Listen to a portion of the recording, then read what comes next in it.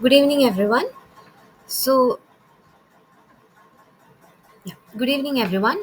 So, today in this live session, we'll discuss some questions which we have already discussed throughout the course of this topic, characterization of construction materials. So, we have selected a few questions from each week. So, this will be like a recap for all of you. Let me share the screen.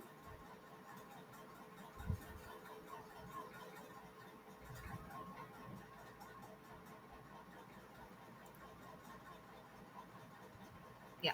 Is the screen visible to everyone?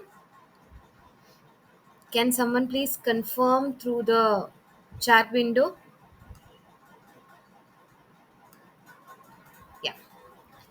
So, yeah, as I told before, we'll have questions from the entire course. So, this will be starting from week 1 to week 12. So, without further ado, let me share the first question.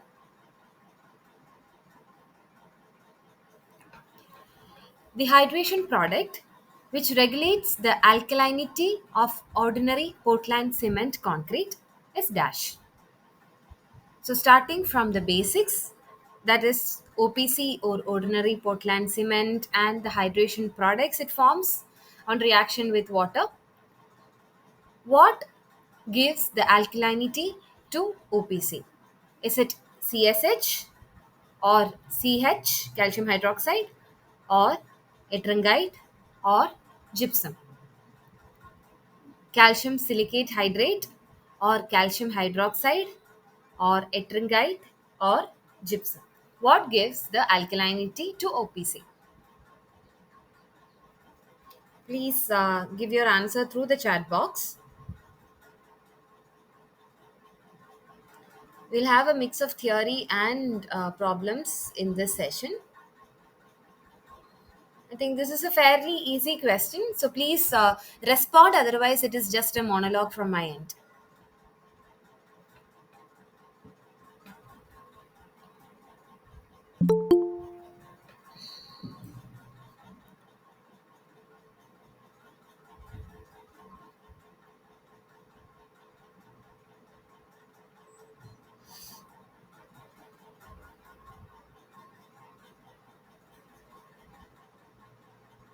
Okay, the question was what gives the alkalinity to OPC?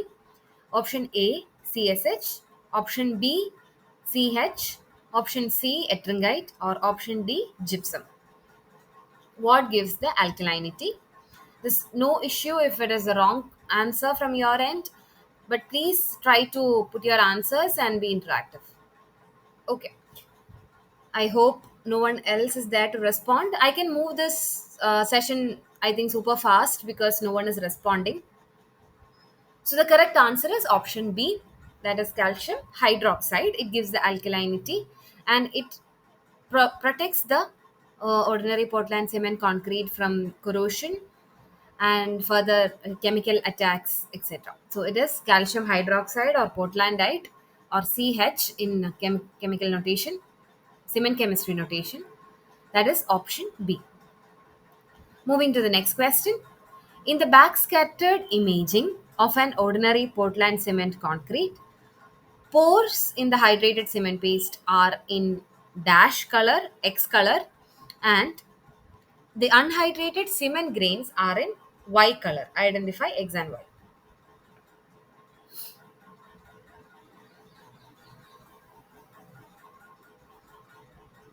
Okay. Thanks for responding. Those who have mentioned their answers in the chat box. Let's move to the answer. The correct answer is option A. So it's based upon the density of each phase that we get different shades of gray in the backscattered imaging. So in the case of pores, it's there's nothing inside the pores. There's no element inside the pores. So the backscattered image shows a black color wherever the pore is visible. Whereas in the case of cement grain, unhydrated cement grain, it will be appearing as a white color. So if you can see in this picture, it's a different shades of gray starting from white to black. So perfect white color will be that of a unhydrated cement grain, and the perfect black color will be that of a pore. So X corresponds to black color and the Y corresponds to white color. So the option A is the correct answer. Thanks for responding, everyone. Now, the next question, it's related to asphalt concrete pavement. So, as much the load repetitions increase, the fatigue resistance of the asphalt concrete pavement increases. What is the reason? Option A, as the load repetitions increase, the binder hardness increases, or as load repetitions increase, the aggregate hardness increases, or as load resistance or repetitions increase, air voids between the binder and the aggregates decrease, or as load repetition increases, the asphalt changes from viscoelastic solid to a glassy solid. Sorry for the quite a few spelling mistakes over here. Let me change it.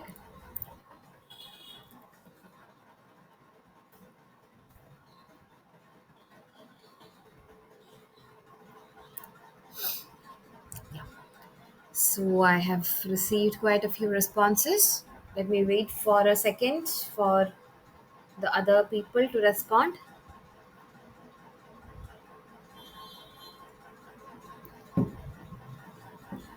Okay. So the correct answer is option C, because whenever number of loads are increasing on the asphalt concrete pavement, there will be lesser space between the binder and the aggregate, which increases the bonding of the aggregate with the binder.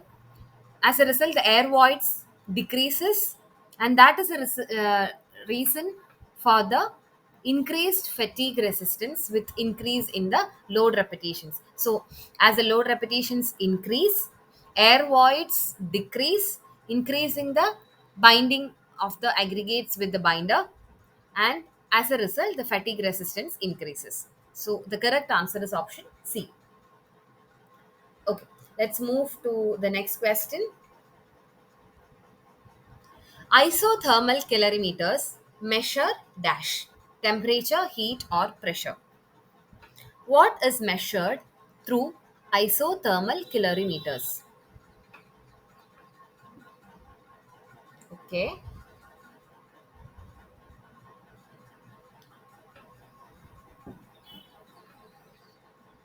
Okay. So I think quite a few people have responded. Apart from Mehana, I think everyone are responding. Okay. Thank you.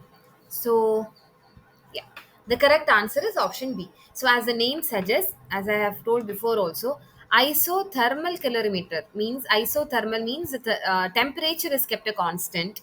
So, there's no need of measuring the temperature, it is a constant. So, instead of temperature, what can we measure? We can measure heat. So, the correct answer is option B, heat. I think almost all of them, yeah, most of them have responded correctly. Okay, let's move to the next one. Calculate the thermal mass of 15 gram of a sample with a specific heat capacity of zero point 0.5 joule per gram Kelvin. So calculate the thermal mass of 15 gram of sample with a specific heat capacity of zero point 0.5 joule per gram Kelvin.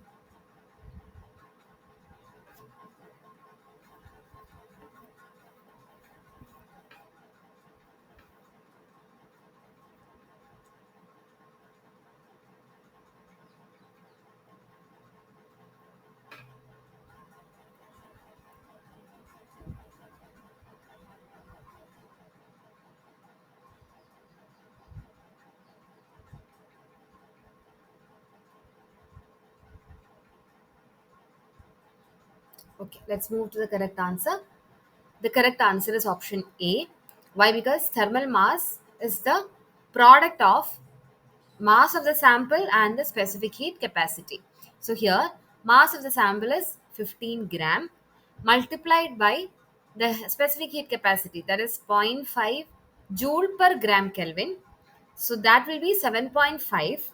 But if you just miss the unit, you can wrongly answer this question, considering mass to be in gram.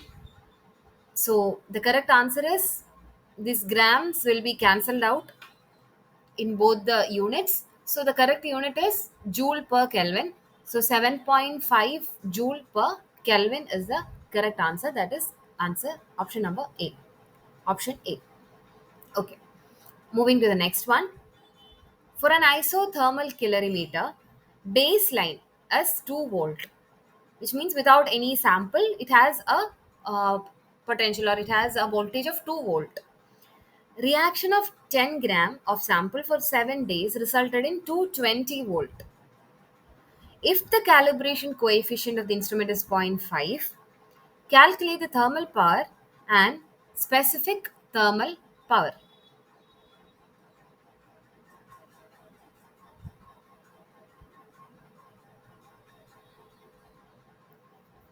So baseline is 2 volt, final voltage is 220, mass of the sample is 10 grams, it has reacted for 7 days, calibration coefficient is zero point 0.5.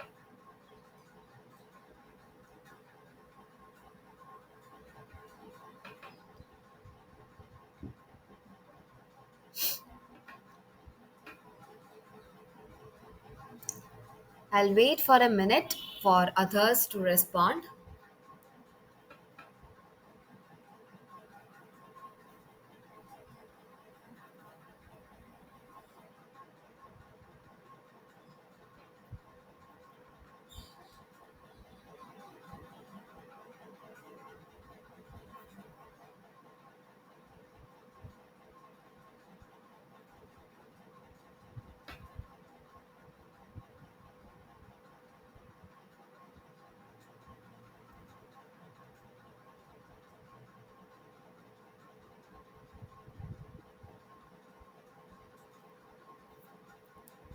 Okay. So how do we calculate the thermal power and specific thermal power? Thermal power is basically, okay, yeah. Thermal power is basically epsilon into U minus U naught, where U is the final voltage, that is here 220. U naught is the baseline, that is 2 volt. 220 minus 2, that is 218, multiplied by epsilon. Epsilon is the calibration coefficient, that is zero point 0.5. So zero point 0.5 into 218 will give you 109 volt. So thermal power is 109. What is specific thermal power? The thermal power we calculated divided by the mass of the binder.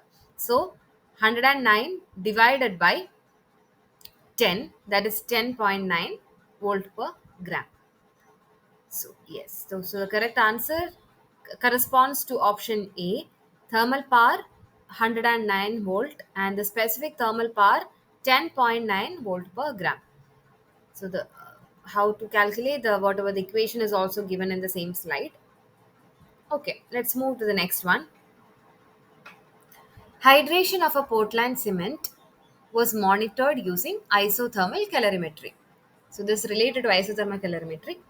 When the cumulative heat release during its hydration was measured as 200 kilojoules. Calculate the degree of hydration based on the following information. So the following information has a composition: 60% C3S, 25% C2S, 8% C3 and 7% C4AF, and corresponding enthalpies are also given. So calculate the, what do we have to calculate? We have to calculate the degree of hydration.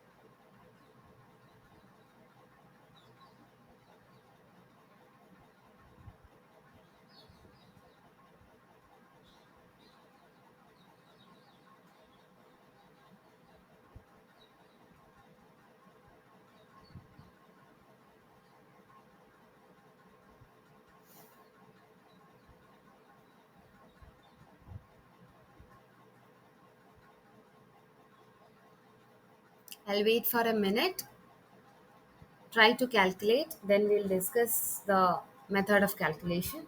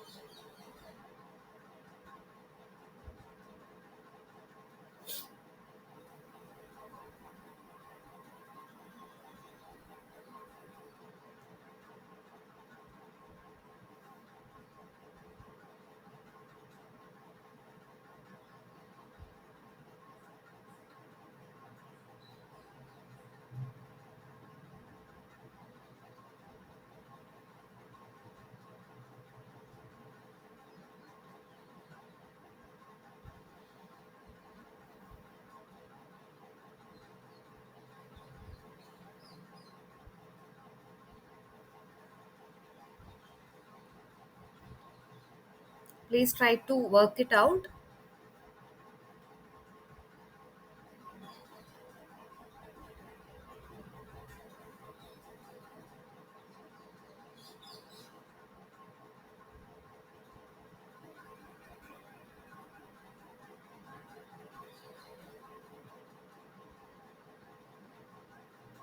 Okay, let's try to find the answer. The correct answer is option B, zero point 0.4. So how can we calculate? So the heat of hydration is individual enthalpy multiplied by the composition or the percentage of that component in the cement. So here C3S is 60 percentage and the enthalpy is corresponding enthalpy is 517 kilojoules. So 517 into 60 percentage or zero point 0.6 is the heat which is emitted as part of C3 hydration of C3 or the formation of C3S. So from C2S the contribution is 0.25 into 262, and for C3A it is 0.08 into 1144, and from C4AF the contribution is 7 percentage, that is 0.07 into 418. So summing up everything, we get the HT as 496.48 kilojoules, and the cumulative heat release is found to be 200 kilojoules. So alpha is equal to 200 divided by 496.48, that is zero point 0.4. So zero point 0.4 is the degree of hydration of that particular Portland cement. Let's move to the next question. If an X-ray of 1.54 angstrom wavelength is incident on an atom with angle of incidence of 60 degree, what will be the interplanar spacing D for the first order diffraction? So this particular question is from the X-ray diffraction topic. So the main equation we need to remember here is n lambda is equal to 2d sine theta. Based on that, please work out and try to find the interplanar spacing D with two decimal spaces places up to two decimal places.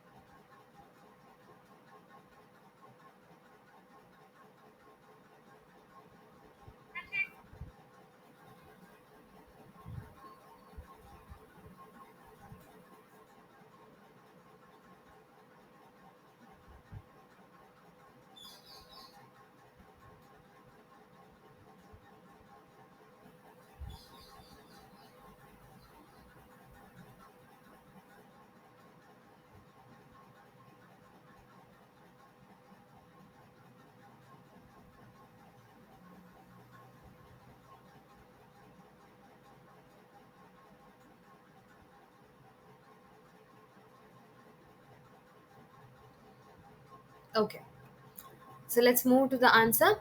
The correct answer is 0.89 angstrom. So here n lambda is equal to 2d sine theta. Yeah, Bragg's law, n lambda is equal to 2d sine theta is our equations. From that, d is n lambda by 2 sine theta. So here lambda is 1.54 angstrom and n is 1 because we are asking for a first order diffraction. Theta is 60 degree. So 1 into 1.54 divided by 2 into sine 60, that is 0.889. So here we have clearly mentioned only up to 2 decimal places. So give only up to 2 decimal places. So it is 0.889, which will be rounded off to 0.89 angstrom. Okay, I hope that's clear. Let's move to the next one. Choose a statement from the options below regarding freeze drying of water. So freeze drying is one of the methods which we can use in order to do a hydration stoppage. So option A, freeze drying involves. Is there any disturbance? Ma'am, in the previous question, if it had been second order diffraction, then n will be 2, ma'am. Yes. Okay, ma'am. Okay. So freeze drying involves simultaneous lowering of temperature and pressure. Option A. Option B, freeze drying involves first lowering of pressure and then first lowering of temperature and then lowering of pressure. Option C, freeze drying involves initial lowering of pressure and then lowering of temperature. Option D, freeze drying involves initial lowering of temperature and then increase in pressure.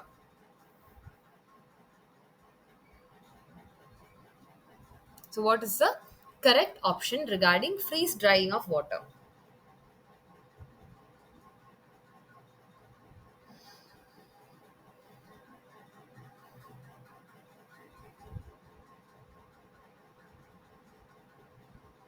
What about others?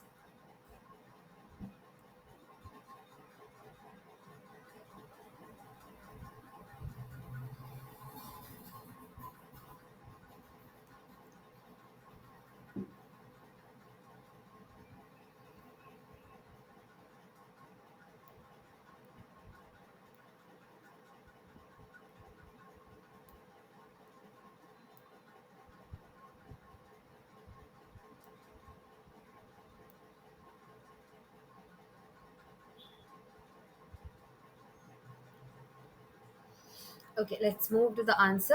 The correct answer is option B.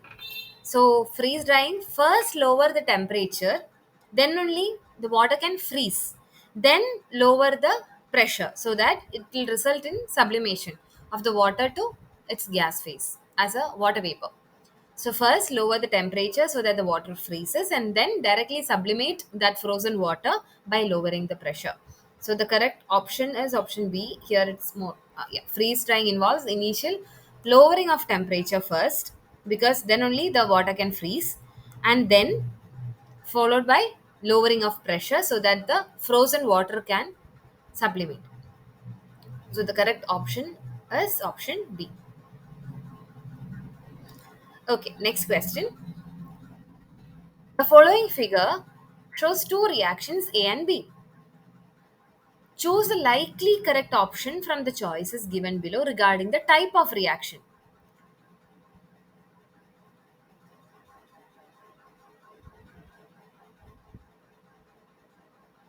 Option A is melting and B is reduction. Option B, A is melting and B is chemisoption. Option C, A is oxidation and B is reduction. Option D, A is oxidation, B is crystallization. What is likely the answer for the figure given on the screen?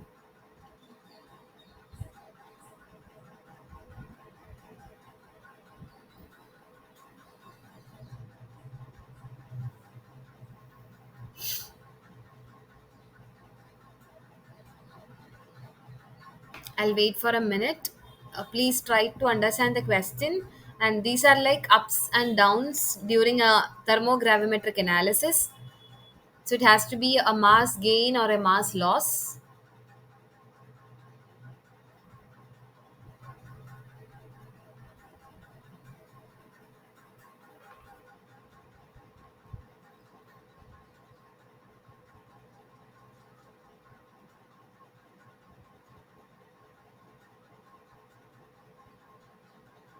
Ma'am, what is on the y-axis, ma'am?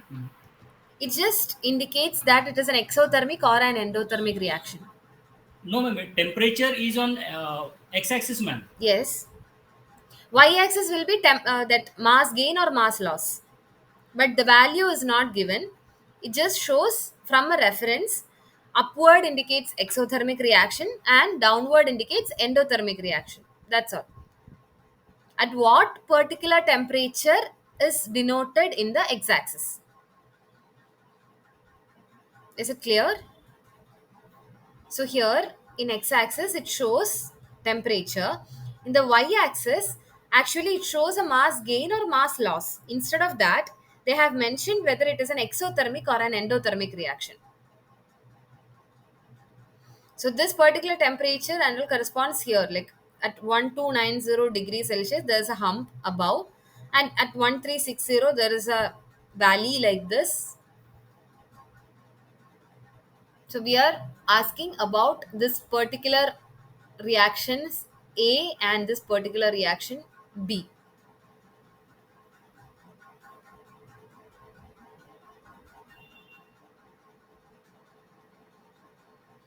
Okay, let's discuss this answer. So clearly, A is an exothermic reaction and B is an endothermic reaction. So, okay, I forgot to add the answer to it. Okay, I think, okay, leave it. So, the correct answer is option C. Why? Because first one has to be an exothermic reaction and the second one has to be an endothermic reaction. In the first two options, melting is an actually an endothermic reaction. It's not an exothermic reaction. Melting occurs by absorbing the heat or absorbing the temperature, and then the phase changes and melting occurs. So it is an endothermic reaction. So A cannot be an exothermic reaction.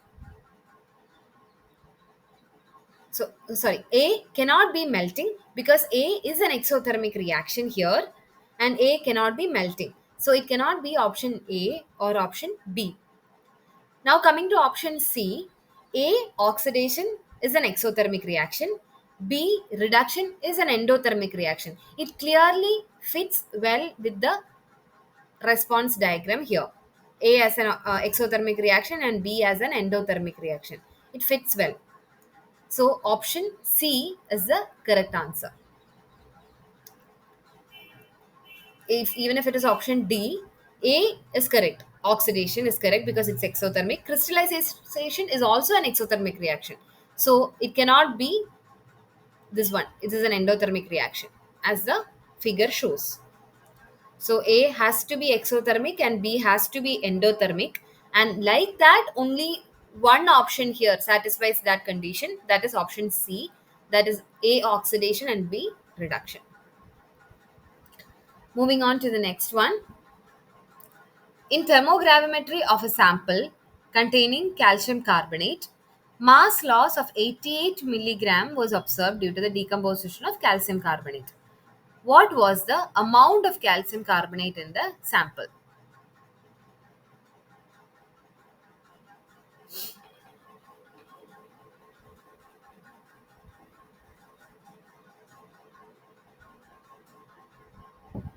When there is a mass loss of 88 milligram observed during the decomposition of calcium carbonate, what's the actual amount of calcium carbonate in the sample?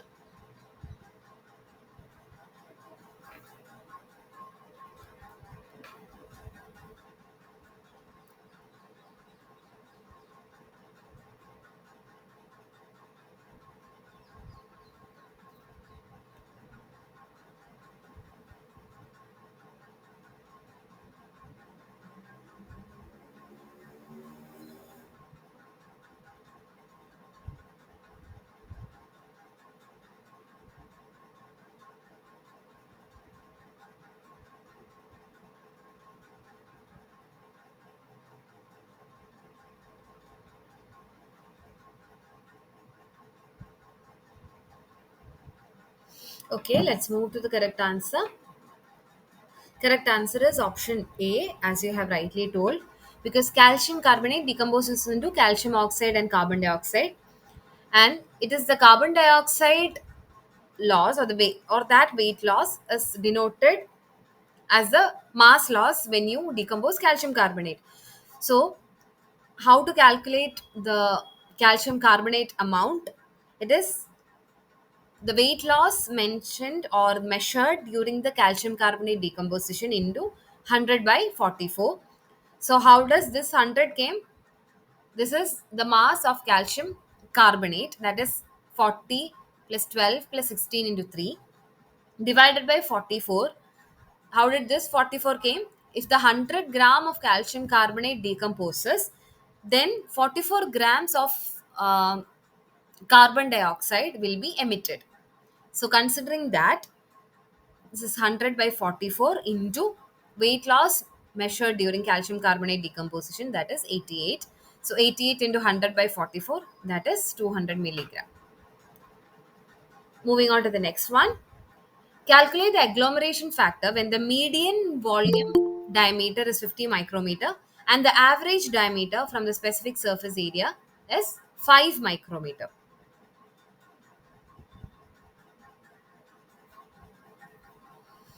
Median volume diameter is 50 micrometer and the average diameter from the measurement of specific surface area is 5 micrometer. Then calculate the agglomeration factor.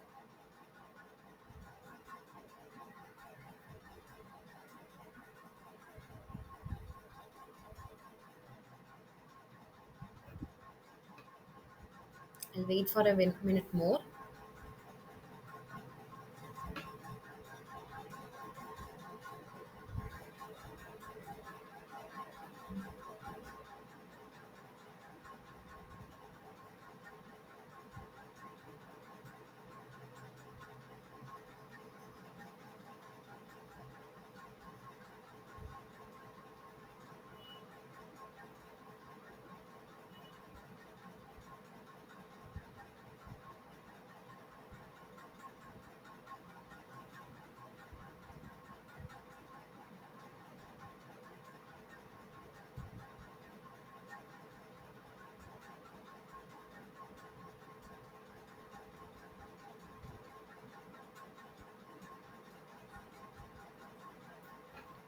Okay, let's move to the correct answer. The correct answer is option D, that is 10. So, how did you get it? So, agglomeration factor is the ratio of median volume diameter divided by the average diameter from the specific surface area measurement. So, here it will be 50 by 5, that is 10. Moving on to the next question. Calculate the equivalent diameter when the particle in your sample is a cube of size 5 micrometer. Your sample is composed of cubes and it has a size of 5 micrometer.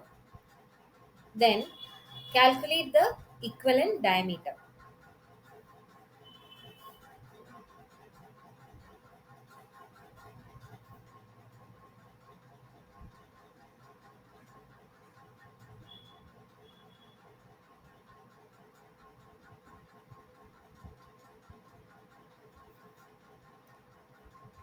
Please try to work it out, then we'll discuss how to solve this question.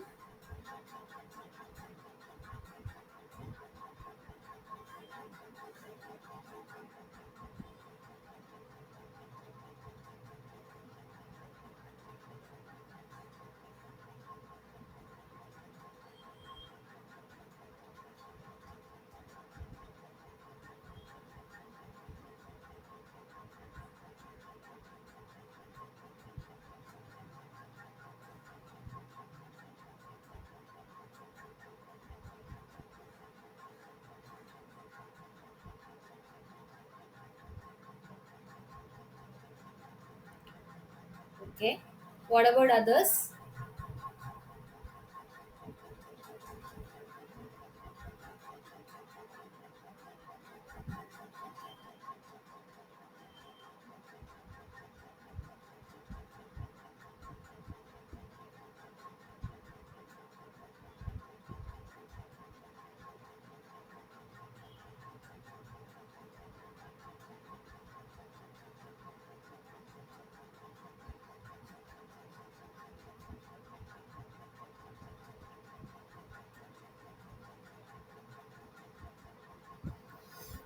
Let me discuss the solution. So side length of a cube is given as 5 micrometer. So what is the volume of a cube? It is side cube or a cube, that is 5 into 5 into 5, that is 125 micrometer cube. So that is the volume of a cube, or that is equated as the volume of the equivalent sphere. So 125 is equal to the volume of the equivalent sphere. So what is the volume of a sphere? 4 by 3 pi r cube or 1 by 6 pi d cube. So 1 by 6 pi d cube is equal to 125. Solving that, you get d as 6.203 micrometer. Again, if the side length is given, side cube is the volume of a cube, that is here 125. That is equated to the volume of the equivalent sphere. So 125 is equal to 4 by 3 pi r cube or 1 by 6 pi d cube. So 1 by 6 pi d cube equal to 125 in this case. So d is equal to 6.203 micrometer. So moving to the next one. Your mixture is composed of particle A and B.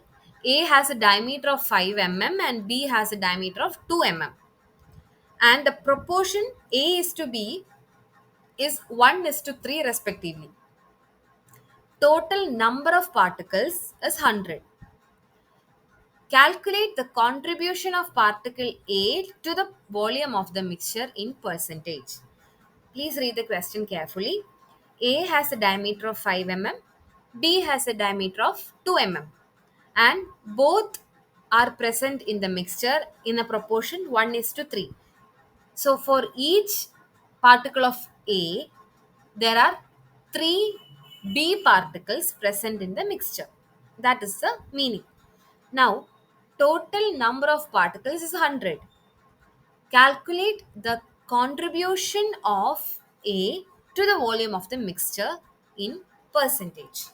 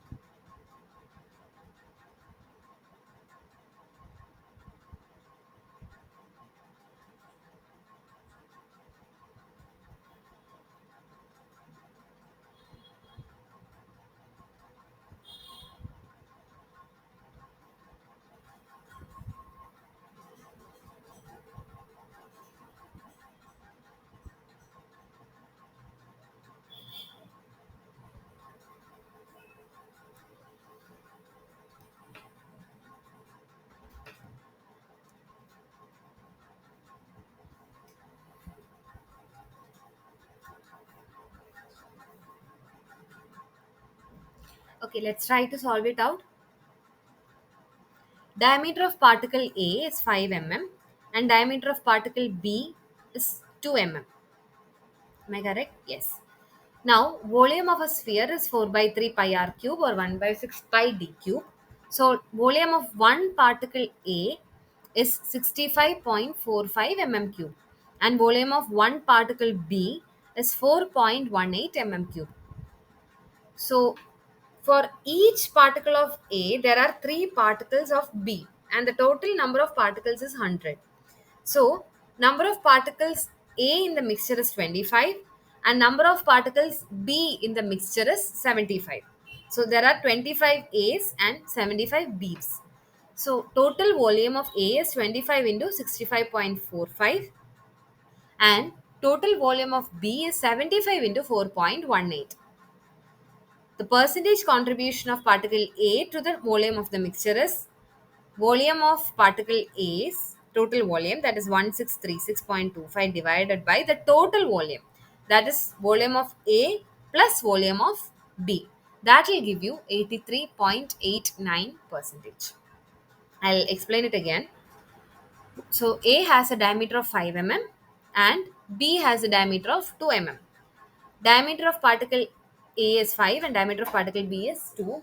Now the volume of particle A is 1 by 6 pi 5 cube and volume of particle B is 1 by 6 pi 2 cube. So volume of one particle A is 65.45 mm cube and volume of one particle B is 4.18 mm cube. Now it's given that there are total 100 particles in our mixture and they are in 1 is to 3 proportions of A and B. So A has to be 25 numbers and B has to be 75 in number. So when there are 25 A's, total volume of particle A has to be 25 into 65.45 and total volume of particle B is number of particle B, that is 75 into volume of one particle B, that is 4.18. That is 75 into 4.18, that is 314.16. Now, percentage contribution of A to the volume of the mixture is volume of A, that is 1636.25, divided by total volume of the mixture, that is volume of A plus volume of B, that is 1636.25 plus 314.16. That will give you 83.89 percentage. I hope that's clear. Now, you can even check the slides once when we upload it. Moving on to the next one. Charging in scanning electron microscopy is dash penetration of electrons through the samples causing distortion in the obtained images, or process of transforming the non-conductive samples into conductive samples, or accumulation of electrons on the surface of the non-conductive samples, or generation of momentary electric current within the sample. What is charging in the case of scanning electron microscopy?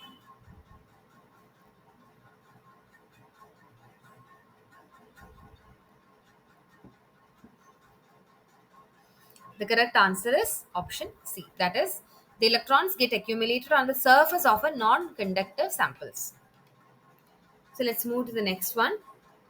Choose the correct statements regarding sputter coating of cementitious samples before introducing them to scanning electron microscope. Sputter coating of sample with carbon brightens the sample surface. That is option A. Option B, sputter coating must be done at vacuum. Option C, samples need not necessarily be completely dry while sputter coating. Option D, sputter coating converts the entire non-conductive sample into conductive samples.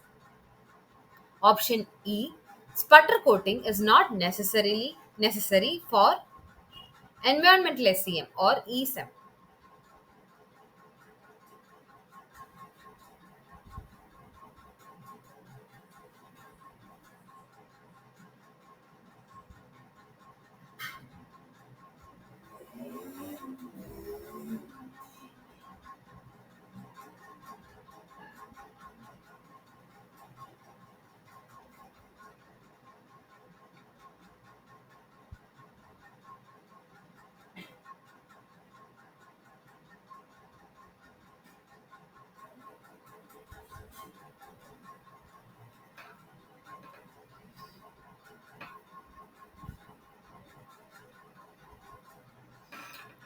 Let's move to the correct answers. The correct answers are option B and E.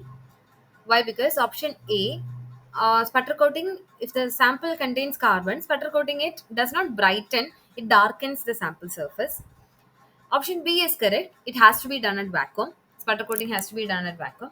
Option C, sample has to be completely dry while sputter coating. So that is a wrong statement. It need not necessarily completely dry is a not wrong statement. Now option D, sputter coating does not convert entire non-conductive sample into conductive sample. No, that's not correct. It does provide a path for the electrons, or it does avoid the charging of the electrons on the surface of the non-conductive sample. That's all. The entire sample stays to be as such. It does not convert the non-conductive into conductive samples. That is not the purpose of sputter coating. So option D is wrong. Option E, it is not necessary for environmental SCM is a correct statement.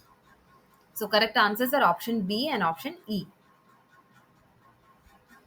But Fine. ma'am, actually, Yeah. the purpose of sputter coating is to make it conductive so that the electrons don't get accumulated on the surface. It does not convert the entire conductive non-conductive sample into conductive sample. That is not the purpose of sputter coating. It provides a path for the electrons to pass through. It does not make it conductive. It just coat the surface. You remember? The sample remains the same. It Okay, has only a only the coating. surface is getting this thing. So the Yes. Yeah. inference is that the complete sample. Okay. Yeah. It does not convert the complete sample into a conductive surface or conductive specimen. It just coats on the surface. It is a surface coating. Okay, now the next one. Find the magnification of lens 1 in a compound lens system having two lenses. So, lens 1, you have to find the magnification. Lens 2 has a magnification of 3, and the combined magnification of the system is 9. So, there are two lenses, lens 1 and 2. The combined magnification is 9. Lens 1 magnification is x, which you have to find out, and lens 2 has a magnification 3.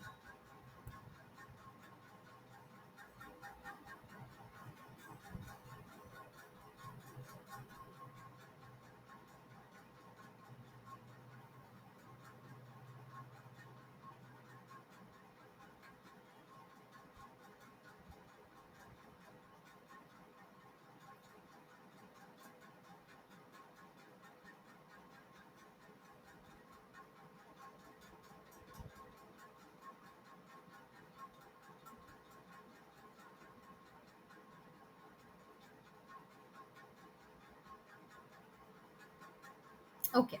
So the correct answer, how to find out the combined magnification? It is a product of individual magnifications. So M1 into M2 has to be the combined magnification 9. If one magnification, M2 is 3, then M1 is 9 by 3, that is 3. That is option B. Okay. Calculate the weight percentage and atomic percentage of oxygen in Portlandite. So Portlandite is calcium hydroxide. Calculate the atomic percentage and weight percentage.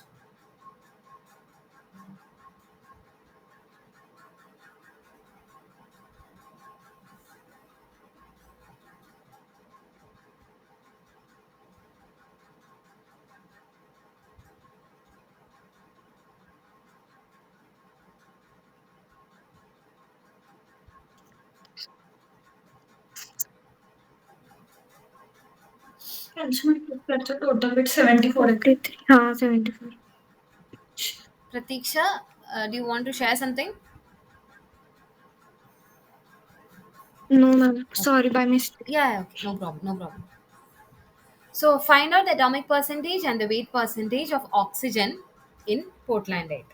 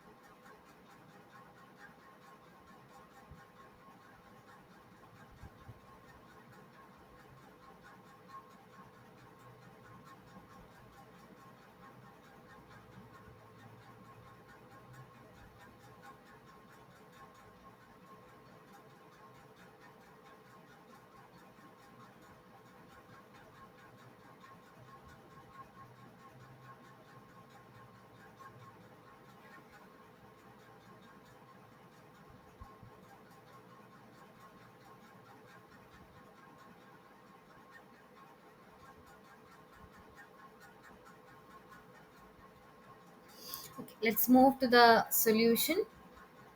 So Portlandate is calcium hydroxide. How many total atoms are there? Calcium 1, oxygen 2, and hydrogen 2. So total number of atoms is 5. Now how many number of oxygen atoms are present in it? There are 2 oxygen atoms present in it. So atomic percentage is 2 by 5 into 100, that is 40 percentage. Now, coming into the weight percentage, weight of an oxygen atom is 16 grams and there are 2 oxygen atoms in it. So, there are 32 grams of oxygen. In how much grams of calcium hydroxide? What is the total weight of calcium hydroxide? Calcium has 40 gram, oxygen has 32 grams, and hydrogen has 2 grams. So 40 plus 32 plus 2, that is 74 grams. Now weight percentage is weight of oxygen divided by the total weight into 100. That is 32 by 74 into 100, that is 43.24 percentage. So the weight percentage is 43.24. Atomic percentage is 40 percentage. So the correct answer is option D. Okay, let's move to the next one. In image processing, the levels of grayscale vary from 0 to 255 for an 8-bit image, where 0 indicates X and 255 indicates Y. What is X and Y? X is black and Y is white, or X is white and Y is black, or X is gray and Y is white, or X is black and Y is gray.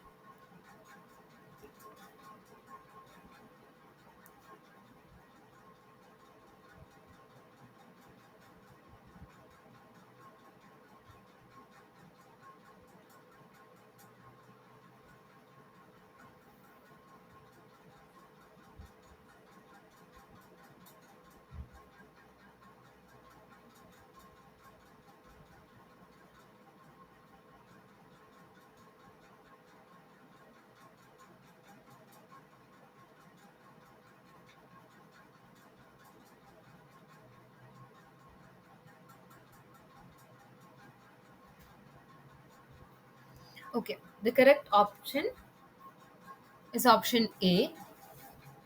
So here 0 to 255 are the different levels of grayscale in image processing, and 0 indicates complete black, and 255, which is the maximum value of the grayscale, it indicates white. So this is the gray level 0 to 255. It starts with black and it becomes white when it reaches 255, and anything in between are different shades of gray. Moving into the next one. Calculate the number of pixels in a 4 by 4 inch image of resolution 100 ppi. Calculate the number of pixels in a 4 by 4 inch image of resolution 100 ppi.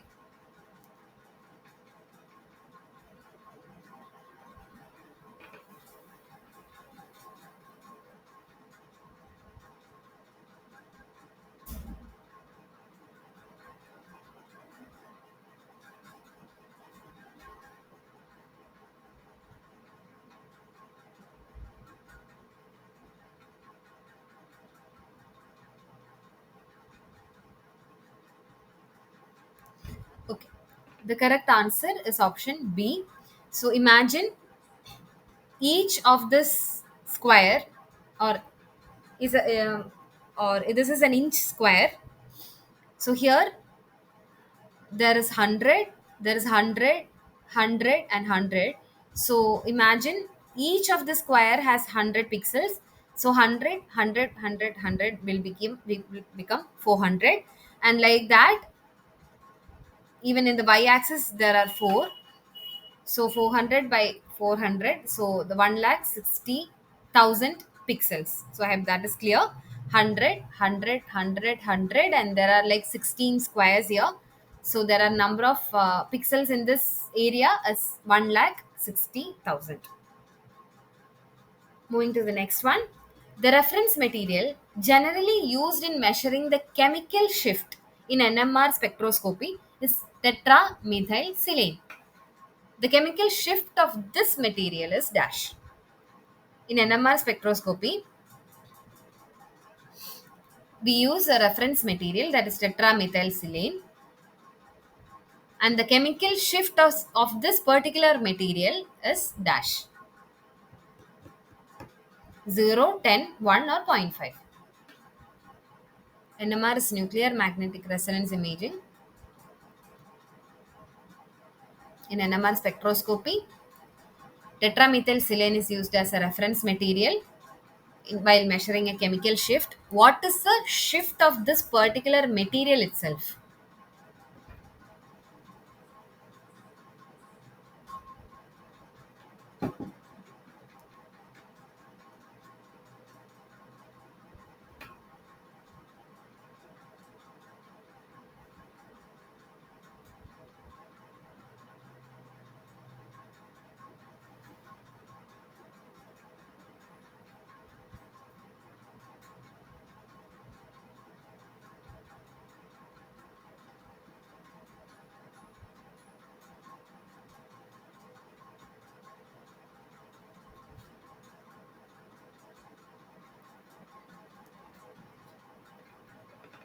Okay. The correct answer is option A. So here if you see, the chemical shift is measured like this: frequency of the sample minus frequency of reference divided by frequency of reference into 10 power 6. So here the reference and the sample are the same. So the numerator becomes 0. So the shift becomes 0. So the chemical shift of tetramethylsilane is 0. So let's move to the next question. Calculate the apparent density and the true density of a material when the mass of the solid phase is 5 gram, volume of the solid phase is 1 centimeter cube, and the volume of the pores within the material filled with air is zero point 0.1 centimeter cube. So what is the apparent density and what is the true density of the material when the solid phase has 5 grams, volume of that phase is 1 centimeter cube, and volume of the pores within the material filled with air is zero point 0.1 centimeter cube?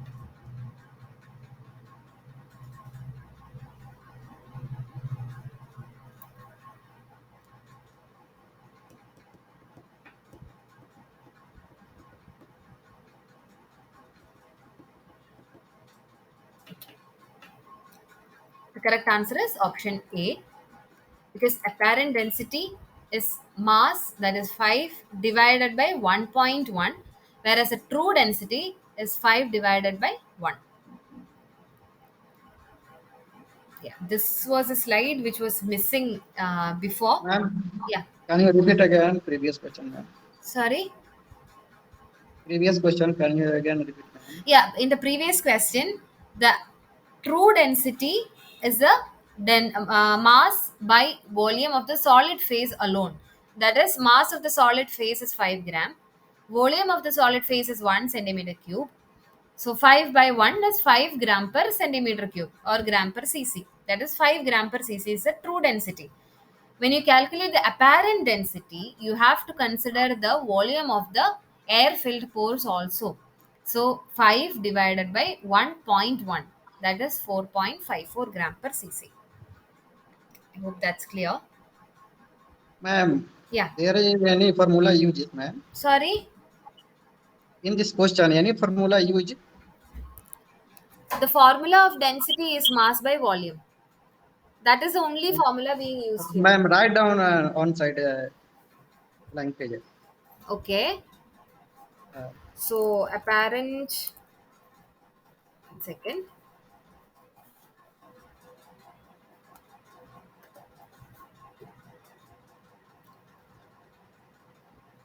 So apparent density is equal to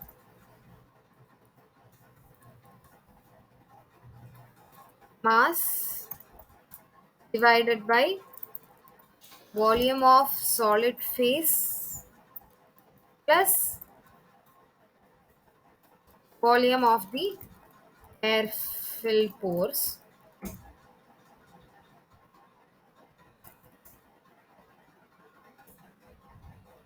whereas true density is equal to Mass of solid phase divided by volume of the solid phase. I hope that's clear for you. Yeah, ma'am. Okay. Okay. Now, this was a slide which was missing from the previous question. Let me see. 45.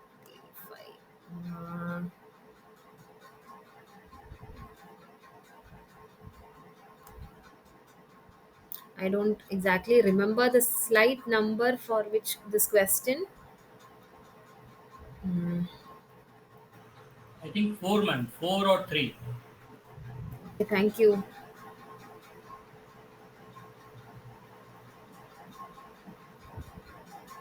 Just not four.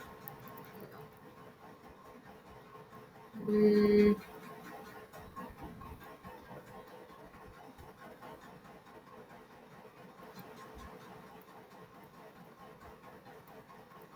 yeah, it was 21.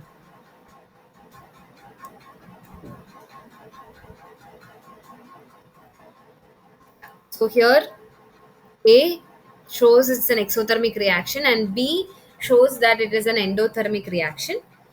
So considering this table, the exothermic reaction is oxidation and the endothermic reaction is reduction. So if you see crystallization, it is here. It is also an exothermic reaction. So it cannot be B. And what else? Chemis option. Option is also an exothermic reaction. So it cannot be B. And again, if you see melting is an endothermic reaction.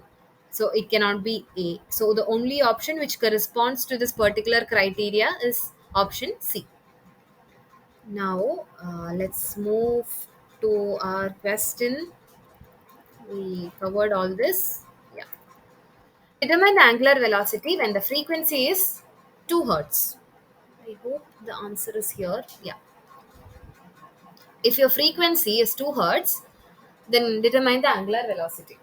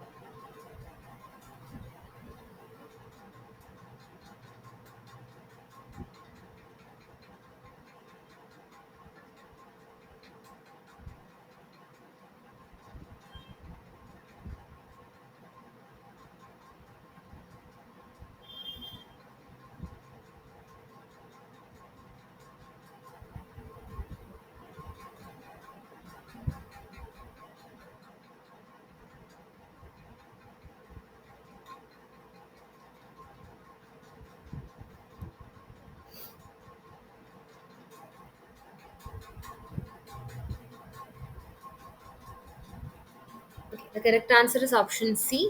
Why? Because omega is 2 pi f, 2 into 3.14 into 2, that is 12.56 hertz. Now, to convert it into radians per second, you have to multiply it with 6.28. That will give you 78.9 radians per second. Moving to the next one. The non-evaporable water content dash with the increase in degree of hydration. Increases, decreases, or does not change.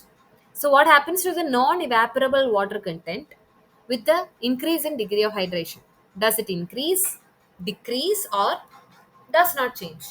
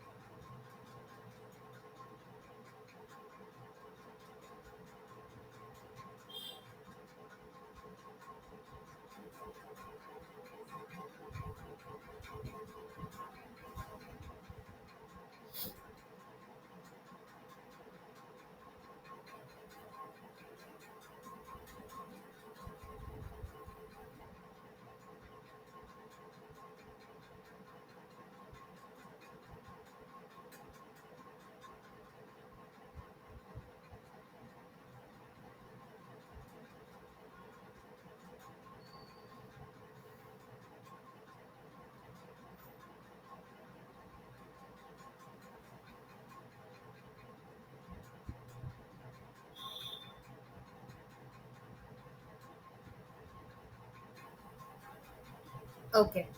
The correct answer is option A.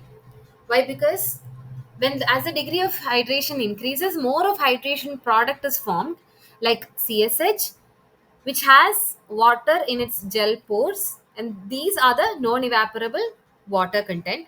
So as the degree of hydration increases, the hydration products which host these non-evaporable water also increases. As a result, the non-evaporable water content increases with the increase in degree of hydration. Next question. In an electrochemical process, the layer of ions which is adherent to the solid surface is known as a diffuse layer. State true or false. The ions which are adherent to the solid surface is known as a diffuse layer. State true or false.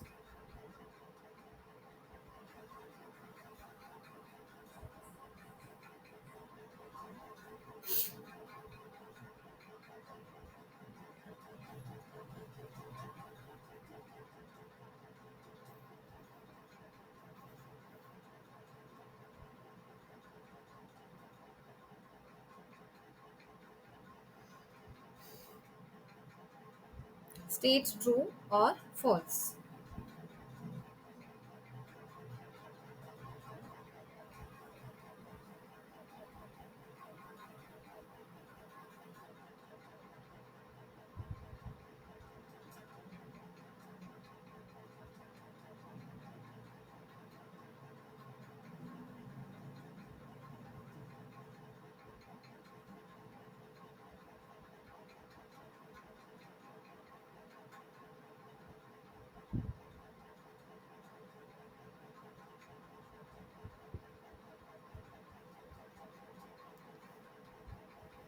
Okay. The correct answer is false. Why? Why? Because the layer of ions, which is adherent to the solid surface, is known as a stern layer, and the next layer is a diffusion layer or the diffuse layer. This is a solid surface. There is a stern layer, and then comes the diffuse layer.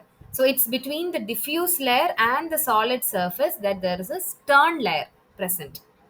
So the correct answer is false. So thank you for listening.